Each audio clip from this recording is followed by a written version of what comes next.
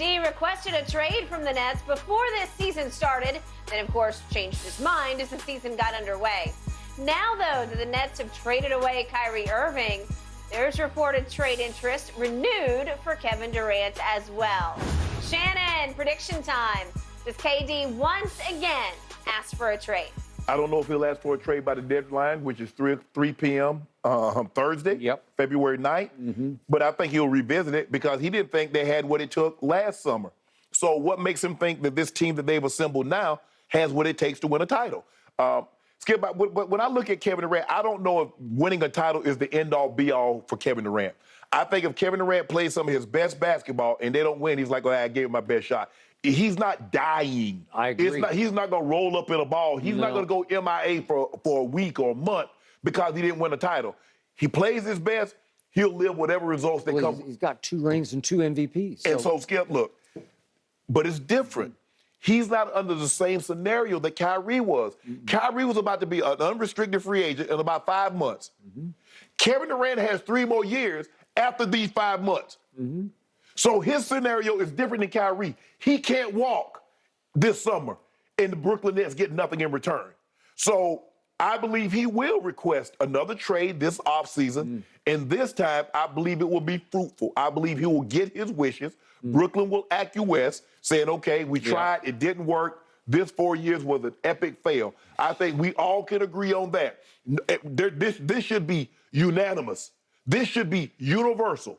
The Brooklyn Nets 4 years under Kevin Durant and Kyrie Irving was probably the most colossal fail in NBA history. Now, I don't go, maybe there have been some other trades, but I don't know if we've ever put a trade that put together these 2 types of players and got nothing to show for it in return. Not an NBA final, only an Eastern Conference final, and definitely not a championship. So I do believe, Skip, I do believe that he'll request a trade. But Kevin, you asked for this. You wanted to go to Brooklyn with KD. I mean, with Kyrie. You wanted the James, all this, you signed it like, oh, yeah, we'll take Ben Simmons because James Harden will no longer be here. The one thing I will say about KD, if you don't want to play with him, he ain't got no problem saying, okay, nah, he don't want to be here no more. Let him go. I'm sure he probably said, hey, KD, Kyrie want to trade. Okay, you don't want to play here no more? Let him go. I ain't holding, like you said, he ain't holding nobody captive. He ain't hold Kyrie down to get no shot in his arm. He ain't hold Kyrie down to do nothing. I ain't finna tell no grown man to come to work or do what to do and what not to do. That's not my job. He's made that abundantly clear. But I do believe this summer he's asking for a trade, and we'll get it. All right. As a Kevin Durant fan, long time, I wish that just once today, Kevin Durant would step before the media and say, I like our chances as is. Onward and upward. They're also probably going to try to make one more move because Dinwiddie still could go somewhere else. As much as I like him and as much as he, without KD and Kyrie, averaged 22 and 7 assists for this team. We'll trade Dinwiddie for Russ. Oh, yeah, I bet you would in a second. And that'd be the end of Kevin there. But the point is, you have firepower. You got all these picks that you've stockpiled. So you could go get maybe Van Vliet if you want somebody to run your point. I like that. You know, okay. Oh, but Skip, he says, I'm a $35 million player. That's what he wants.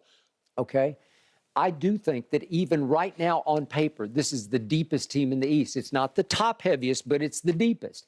The big X factor is Ben Simmons. I still see fits and starts. I see little flashes and dashes of Ben Simmons. And then the demons creep back in and he's hurt. And he's hurt. And I don't think he's hurt at all. And he gives you 5 points, 3 rebounds, and 4 assists. All right. But he's still a very talented basketball player who can defend at the highest level. This team defensively could be as good as anybody in basketball. So you could hang your hat on the defensive end.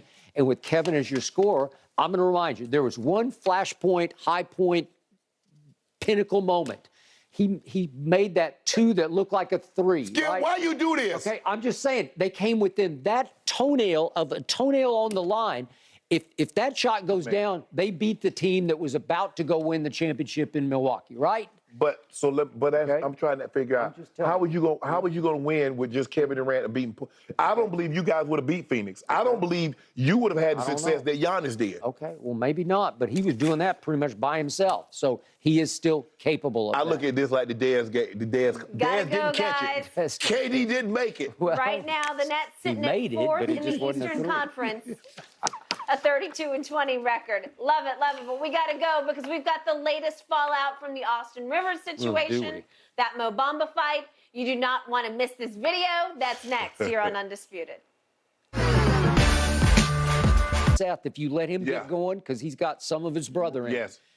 And we know what Patty Mills can do, and we know what Joe Harris, he's won the three-point shooting contest, okay? So you've got all those pieces there. So you have a credible basketball team that I doubt Kevin is going to be very happy with, because there's no longer the Harden, Kyrie superpower, the star power, superstar power that you had going in. Well, as you said, that was a cataclysmic fail for every possible reason. Yeah. So if you look at Kevin's big picture, I said from the start, weirdly, as gifted as he is, he's follower, not leader. Okay. Some gifted players are just natural-born leaders. You are a natural-born leader. You can't make it up. You can't be taught it. You can't be coached. You either have it or you do not have it. Right. Leadership. He didn't ever have any leadership. So he says, I can't take Russ anymore. I cannot win a championship with him as my primary decision maker. So I'm out. And I don't care what any of y'all say out there in social media land. I don't even care. You can condemn me all you want. I'm going because I'm in my 10th year. I have no rings to show. I've won scoring titles. I've won an MVP, but I got no rings. I'm going to go maximize my ring chances. I'm going with those guys in Golden State. Wait a second. You had him down 3-1. Yeah, but I was stuck with him. Okay. You go, and to his credit, he rose and shone against LeBron, grill to grill, face to face. And he wins back-to-back finals MVPs and 2 rings. And he just said, I'm good. And then obviously ruptured his Achilles after that and looked like he might be coming back to lead them to another finals championship. Okay, so he says, I've done all that. I'm good to go. And he's got a little bit of Kyrie going on where I don't know that winning is a huge priority because he did it twice. And he's like, I've been there and done all that. Well, I think he wants to win, Skip, but I think KD looks at like, I'm going to put my time in. I love my craft.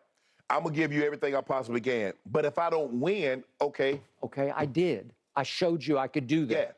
And I was the reason that team got over the hump against LeBron. So he knows he's got that on his legacy. Well, then he makes the oddest, weirdest choice. He loved Kyrie, and I use that as past tense because I think they have fallen completely out over vaccination. That's when because remember, Kevin sided with the team on that, right? Like, send him home. Yeah, send him home. I've had enough of it. I don't know, Skip. I don't know. I'm trying to figure out what would it take for somebody to actually tick Kevin Durant off enough that he's done fooling with him. Because I don't think he's done fooling with Kyrie. I think he accepts Kyrie for who he is. He's like, Kyrie is Kyrie, I'm KD. Okay, but it was set up. And Kevin clearly made it his choice was to go to the Knicks. It's the Mecca of basketball. It's Madison Square Garden. And he's like, Kyrie, I'm putting some words in his mouth, but he's basically saying, Kyrie, we could go across the Brooklyn Bridge here. We can go over there and do Manhattan. And if we win a championship in Manhattan, you want to talk about made men, for historically made men. They haven't won a championship since 73. Okay, so Kevin's leaning is that way, but Kyrie's the leader of this twosome, and he says, no, I grew up loving the Nets, and they're in Brooklyn. Now, Brooklyn's big, and it is. It's a great place to live. It used to not be, and all of a sudden, it's the destination for a lot of people who want to live in Brooklyn.